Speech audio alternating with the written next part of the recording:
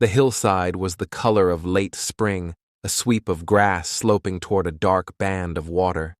Small boats scraped the pebbles on the shore and then slid out again as more people arrived from the towns. The wind off the lake carried the smell of fish and wet rope. Men climbed the slope with their families and looked for a place to sit where they could see. A boy wove through the crowd with a woven basket his mother had tied shut, the cord biting his wrist. The sun was still high. No one had planned to be gone this long. Word had spread the way it always did near the water, by voices and oars. The teacher from Nazareth had crossed over after hearing news that sent him looking for an empty place. John the Baptist was dead, executed in a palace across the lake. Jesus and his disciples aimed for quiet shoreline and a night with no questions. The first skiff hit the beach before their boat had settled, then another, then a dozen. People came for healing, for signs, for one more story they could carry back to their streets and repeat after the lamps were out. When Jesus saw how they kept climbing the slope, he wanted them seated and safe. He began speaking, his voice lifting over the field, steady, practical, using the hills and the lake like a built amphitheater. He healed the sick who were brought forward. Hours passed. The light shifted. The disciples kept count without saying they were counting. They moved the people into rough blocks, 50s and 100s, so that when the sun dropped they could clear the hillside without trampling children. They exchanged looks. Andrew pointed at the size of the crowd with a sweep of his arm. Philip, who knew the nearby towns, did the simple math out loud. You could drain a year's wages and not feed this many a mouthful each. Jesus listened, and then turned to the one person no one else had watched, the boy with the basket. Andrew took him by the elbow gently and asked what he had. The cord came off the lid. Inside were 5 barley loaves, small, hard rounds, the bread of laborers, and 2 dried fish, the kind mothers pack because they keep. It was not enough for a family when you count the cousins. It was the kind of meal people laugh at when food is the problem. Jesus did not laugh. He told the disciples to have everyone sit down. The field moved in waves as men stretched their legs, women settled with children, and sandals came off to cool feet. The grass was soft and green. Jesus lifted the loaves and fish and gave thanks.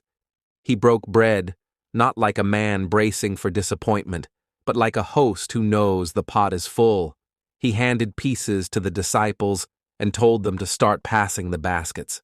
They walked the rows, then ran out, then came back, and another basket was full. They turned again and found hands reaching, and there was always more. The crowd ate without thinking, and then slowed when the second helping came around. The taste was plain and good. Children wiped crumbs on their sleeves. Men who had said they weren't hungry took a piece to be polite and then took another. When it became clear that people were not nibbling but eating, Jesus told his disciples to gather what was left. They moved through the grass with empty baskets and returned with baskets bowed under weight. 12 piled high, each a small, back-breaking load. It made an exact sort of sense that did not feel calculated to the men carrying them. Someone started to laugh because the numbers had come out upside down. The boy stood near the front and watched as what had been his family's supper crowded into a ring at Jesus' feet. He didn't know where the extra had come from and did not stop to guess he had offered what he had, and now his small basket was part of a story the whole lake would talk about for years. The hillside murmured, then lifted. The people looked at the full baskets, then at the man at the center, and then at each other with the look shared by people who think they understand a moment that's been promised to them. Here was a leader who could make a crowd strong without needing anyone's grain, a man who could fill an army before the first trumpet. Here was a sign that reminded them of Moses and the bread in the wilderness. Voices began to say what the quiet ones were already thinking. Take him now, make him king by force, raise him up, March on the city, end Rome's taxes and Herod's tricks. Hands pointed toward the road they would take. The word Messiah moved through the grass like wind. Jesus saw it gather. The disciples saw it late. A crown was forming that required only the man to stand still while the crowd lifted it. He did not stand still. He ordered the disciples to the boat and told them to push off. They hesitated, and he said it again with the tone that ends discussion.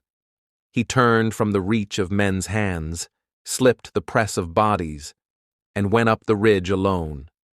By the time anyone noticed the path he had taken, the slope had swallowed him. The lake below showed the last part of the boat's wake, a white rip fading into gray. The people were left with full bellies and no banner to follow. Night came quick. Wind came off the lake and down the ravines. The disciples rode into chop and then into something that made even fishermen stop talking. In the last hours before dawn, they saw a shape on the water coming toward them and cried out. He spoke, and the wind dropped, and the water remembered how to lie flat. He stepped into the boat. On the far shore, a new crowd gathered that had already heard the story from the other bank. People held out hands for more bread. They asked for another sign to prove the last sign meant what they wanted. He said they were following for the loaves and not for the thing the loaves pointed to. He told them that the bread from heaven was not a memory from Moses, but a person in front of them, and that life did not come from a piece held in the mouth, but from trust in the one God sent. He said it plainly. Many shook their heads and walked away.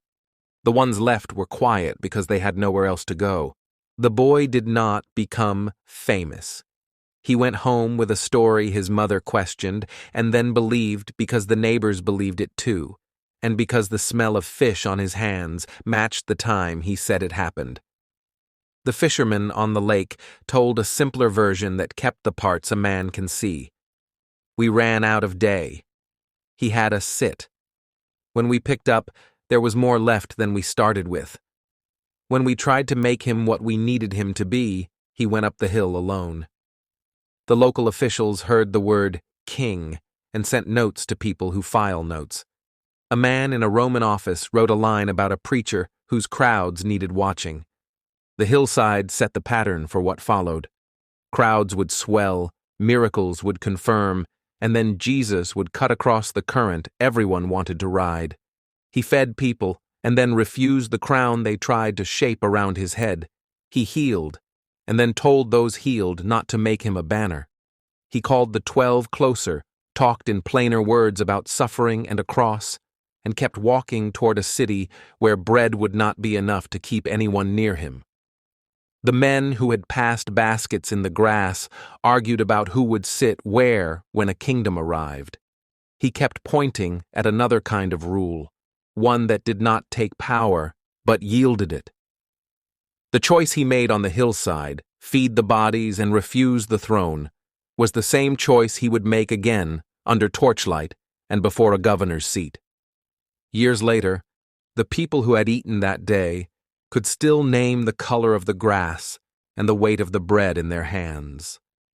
They could point to the slope and tell their grandchildren where they sat.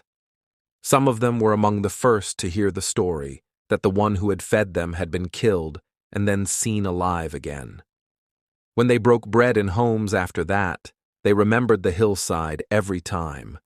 The shape of the meal, thanks broken pieces past hands, had become the shape of what they believed. The boy, a man by then, closed his eyes when the basket came to him and felt the same rough weave under his fingers. If he spoke, it was to say that the part he played was small, and the part that mattered happened after his part ended. The crowd on the hillside had wanted a king who could multiply bread and provoke fear in their enemies. What they received was a sign set in the open, and a refusal that made the sign sharper. Jesus fed them because they were hungry. He left because they were hungry for the wrong thing. The men who lifted the baskets felt both truths at once, the relief that comes with a full stomach and the colder knowledge that the man they followed would not be taken and shaped by the hands that wanted him. He would spend himself another way. He would choose a road that did not run through a palace. On the lake, when the wind drops, sound carries a long way. You can hear families talking on the opposite shore as if they were closer. If you stand there when the field is empty, you can still picture the rows of people and the flash of fish in a torn piece of bread. The place does not hold the miracle as an echo. It holds the choices that came after. A crowd ready to carry a man on their shoulders, a man who walked into the dark instead, and a group of friends in a boat who learned that night how their teacher would lead them, by giving and then stepping away from the power they thought they were helping him claim. Thank you for listening to Divine Crime.